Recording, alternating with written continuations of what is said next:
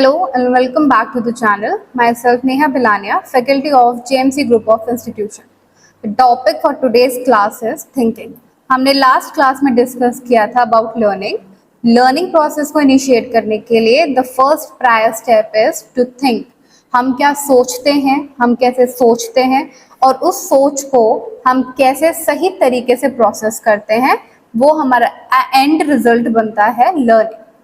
तो चलिए स्टार्ट करते हैं हमारे टॉपिक के साथ. थिंकिंग. हम क्यों सोचते हैं, why do we think and what we think. Thinking is a cognitive activity used to process information, solve problem, make decision and create new ideas. Thinking एक कॉग्निटिव एक्टिविटी है. कॉग्निटिव टर्म का मतलब होता है कि एक ऐसी एक्टिविटी जिसे परफॉर्म करने के लिए मेंटल एक्सप्लोरेशन होना कंपलसरी है या फिर हम मेंटल एबिलिटी को यूज करते हैं. It is called our cognitive function.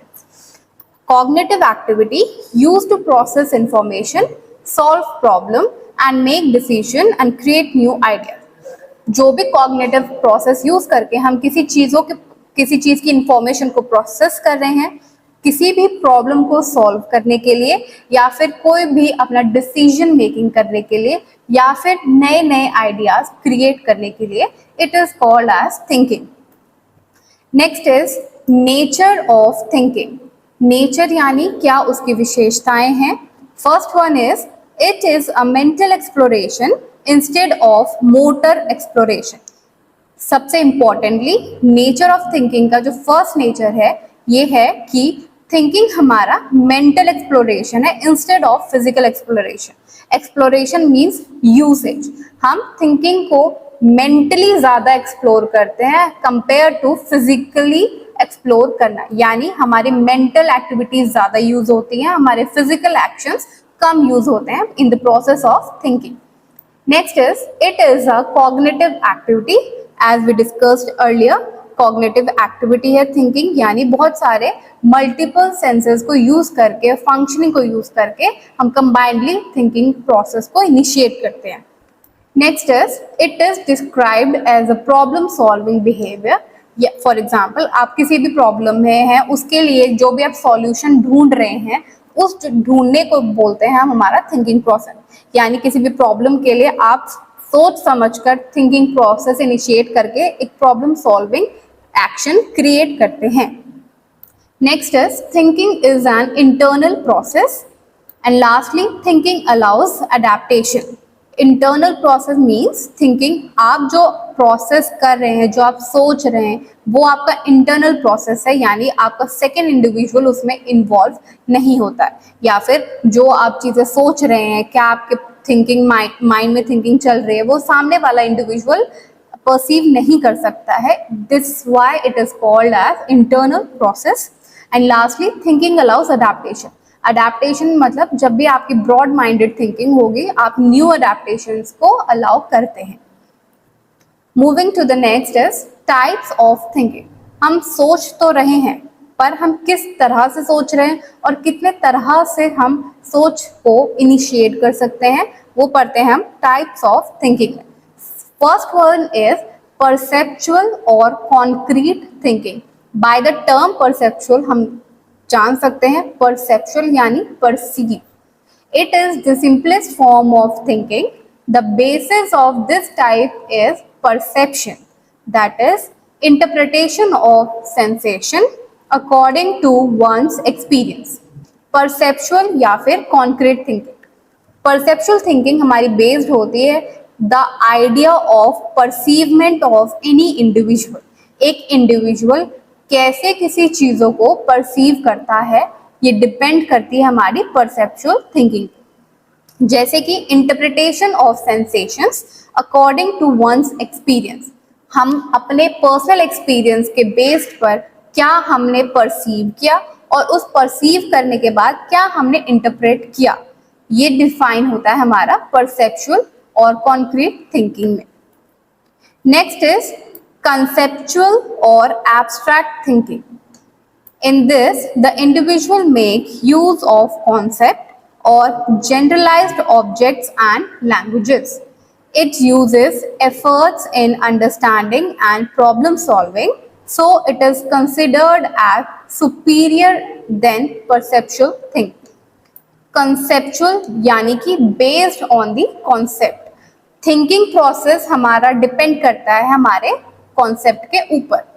इस कॉन्सेप्ट को समझने के लिए हम अलग अलग जनरल ऑब्जेक्ट्स का यूज कर सकते हैं, अलग अलग लैंग्वेजेस का यूज कर सकते हैं, और हम एफर्ट्स लगाते हैं अंडरस्टैंडिंग के लिए या फिर किसी भी प्रॉब्लम सॉल्विंग एक्शन को अडॉप्ट करने के लिए। इसीलिए कॉन्सेप्चुअल या फिर एब्स्ट्रैक्ट थिंकिंग को हम सुपीरियर कहते हैं परसेप्चुअल और कॉन्क्रीट थिंकिंग से। डिफरेंस क्या है दोनों में? एक चीज में हम कैसे परसीव कर रहे हैं ये बताता है, दूसरे कंसेप्चुअल में हमें पता चलता है कि कॉन्सेप्ट जो है उसकी वजह से हमारा क्या थिंकिंग प्रोसेस इनिशिएट हुआ है।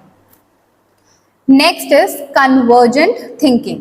Convergent thinking is a type of thinking that focuses on coming up with a single well-established answer to a problem. It is oriented towards the single best or most often correct answers to a question. Convergent thinking एक ऐसी thinking है जो depend करती है, जो focus करती है एक सिंगल और वेल एस्टैब्लिश आंसर के लिए।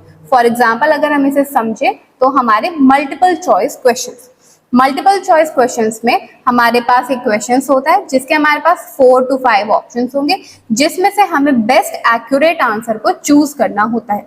ऐसे ही थिंकिंग प्रोसेस इनिशिएट होता है कन्वर्जेंट थिंकिंग में कि हमारे पास किसी भी प्रॉब्लम आने के बाद उसका बेस्ट सॉल्यूशन जो हम रिसीव करेंगे और उसे अप्लाई करेंगे, ये डिफाइन करती है हमारी convergent thinking. Next is divergent thinking. Divergent thinking is often referred to as lateral thinking, is the process of creating multiple unique ideas or solutions to a problem that you are trying to solve. Divergent यानी diverse area है हमारा, यानी कि बहुत broadly हमारे thinking को हम initiate कर सकते हैं। फॉर एग्जाम्पल अगर आपके पास कोई भी एक प्रॉब्लम आती है लेकिन आप उस प्रॉब्लम के लिए 1-to-1 आंसर ना चूज करके आप मल्टीपल ऑप्शंस क्रिएट कर सकते हैं, मल्टीपल चीजें क्रिएट कर सकते हैं कि इस प्रॉब्लम को हम मल्टीपल वेज से टैकल कर सकते हैं, सॉल्व कर सकते हैं। It is called as divergent thinking. जिस भी प्रॉब्लम के लिए हम सॉल्यूशन ढूंढना चाह रहे हैं हम उसमें मल्टीपल ऑप्शंस को क्रिएट करते हैं डाइवर्जेंट थिंकिंग के अंदर। Next is reflective thinking. Reflective thinking, it means writing to help you better understand something. It means exploring emotions, feelings, reactions and knowledge. Reflective यानी क्या हम सोच रहे हैं, कैसे उस चीज़ों को हमने पर्सनालिटी में अडेप्ट किया है और वो कैसे हमारी रिफ्लेक्ट होती है, ये दिखाता है हमारा reflective thinking. It helps us to write to understand better, यानी किसी भी चीज़ों के बारे में सोचते सोचते राइटिंग यानी लिख कर पढ़ना, याद करना, सोचना, जिसकी वजह से हम ज़्यादा एक्सप्लोर कर सकते हैं अपने इमोशंस को, अपनी फीलिंग्स को, कैसा हम किस सिचुएशन के लिए रिएक्शन निकाल रहे हैं, रिएक्शन शो कर रहे हैं, और हमारे नॉलेज को। Next is creative thinking. Creative thinking is all about developing innovative solutions to problems or to look at problems or situations from a fresh perspective by involving thinking outside the box and coming with unique solution. By the name creative, हम बता सकते हैं कि creative नए नए ideas को create करना, new innovations करना किसी भी प्रॉब्लम को सॉल्व करने के लिए या फिर किसी भी सिचुएशन से डील करने के लिए जो हमारे लिए अनकंफर्टेबल हो सकती है, हार्मफुल हो सकती है, या अनप्लीजेंट सिचुएशन से भी डील करने के लिए जो न्यू यूनिक आइडियाज हम क्रिएट करते हैं, सोचते हैं, उसे हम बोलते हैं creative thinking. Next is critical thinking.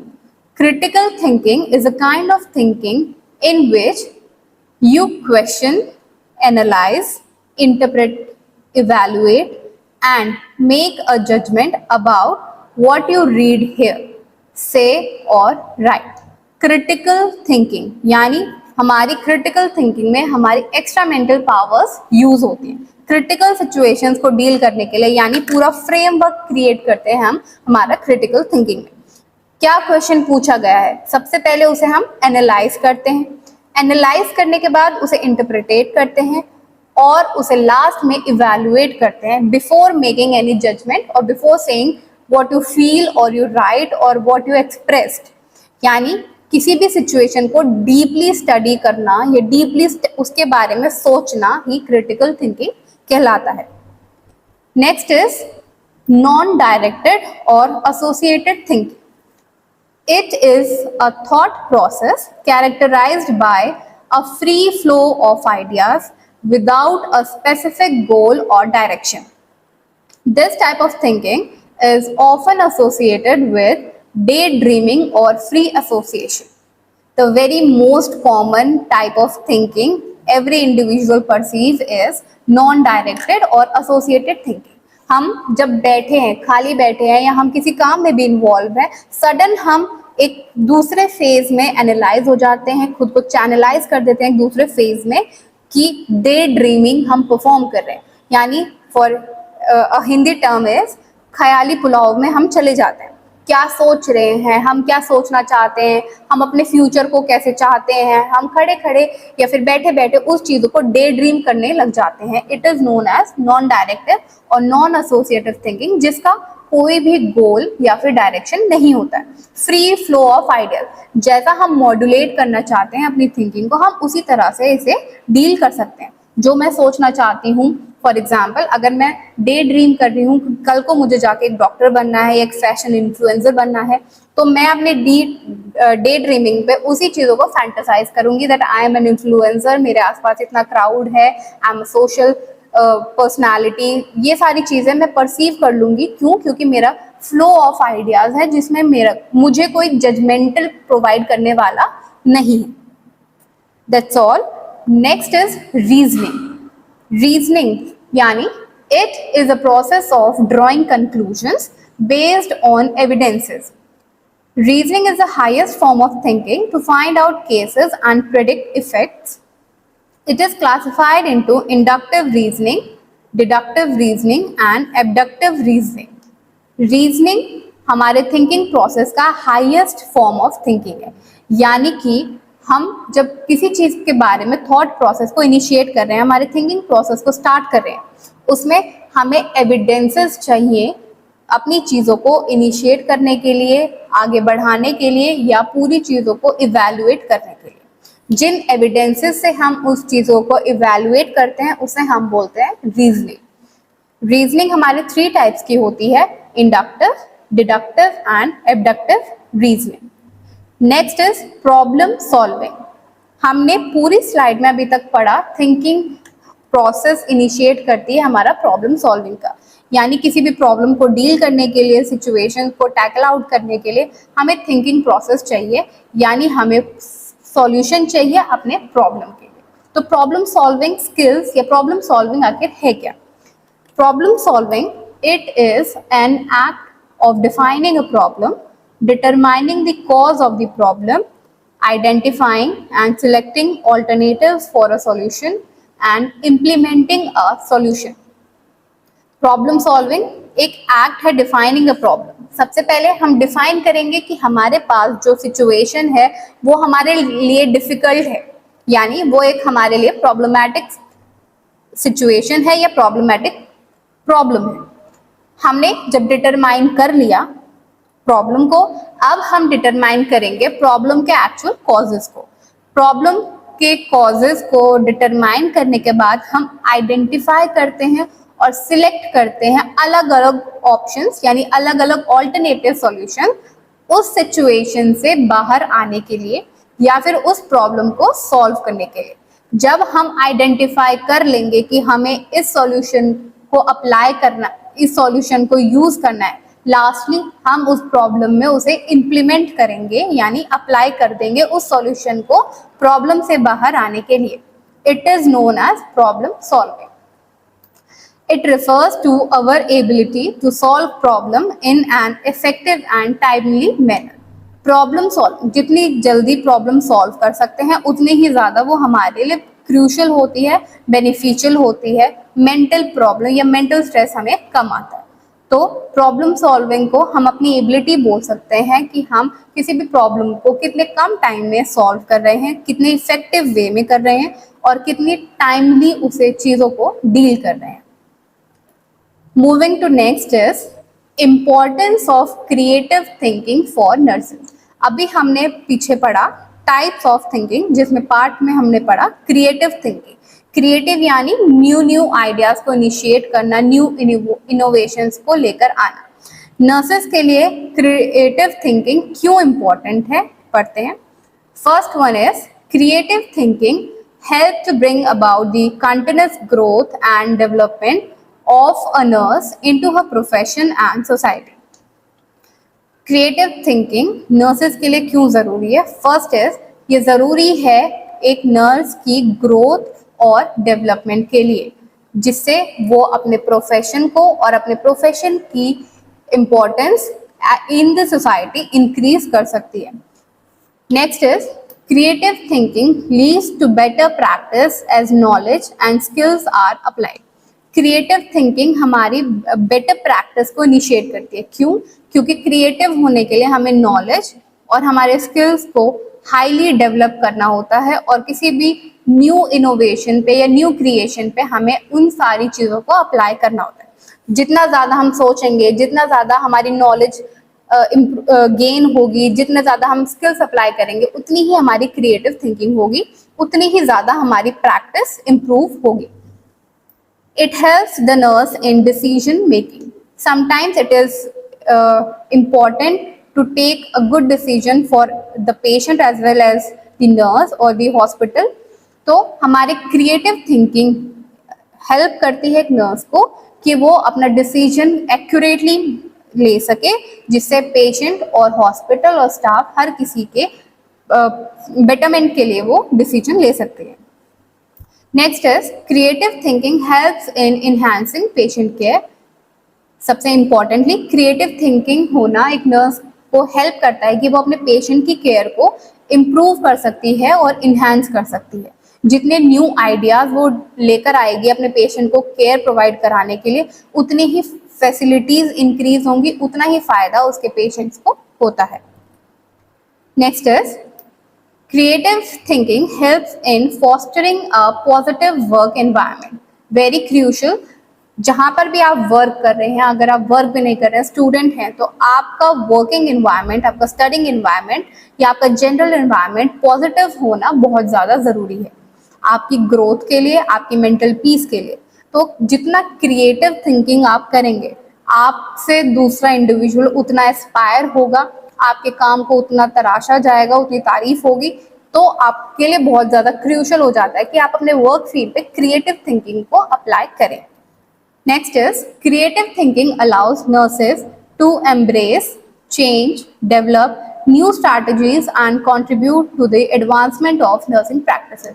As we studied कि क्रिएटिव थिंकिंग हेल्प करती है नर्सेज को अपनी चीज़ों को डेवलप करने में, अपनी नॉलेज को डेवलप करने में, अपनी नर्सिंग प्रैक्टिसेस को इन्वॉल्व डेवलप करने के लिए, इम्प्रूव करने के लिए। जब अपनी नॉलेज और अपनी प्रैक्टिसेस को इम्प्रूव करेगी तो वो ऑटोमेटिकली कंट्रीब्यूट करता है advancement of nursing practices. Next is integrating creative thinking into nursing curriculum ensures that nurses are prepared to meet the challenges and opportunities of the future. Integrating creative thinking into nursing curriculum ensures, यानी कि अगर आप creative thinking अपने nursing profession में continuously involve करते हैं, integrate करते हैं, तो उससे एक अश्योरिटी मिलती है कि जो हमारे फ्यूचर नर्सेज हैं वो प्रिपेयर्ड हो रहे हैं आने वाले चैलेंजेस के लिए और अपॉर्चुनिटीज के लिए जो उन्हें चलकर फ्यूचर में मिलने वाली हैं। That's all for today's class. Thank you very much. अगर आपको कोई भी डाउट है तो आप कमेंट बॉक्स में अपने डाउट पूछ सकते हैं। Will try to answer them all. Thank you class.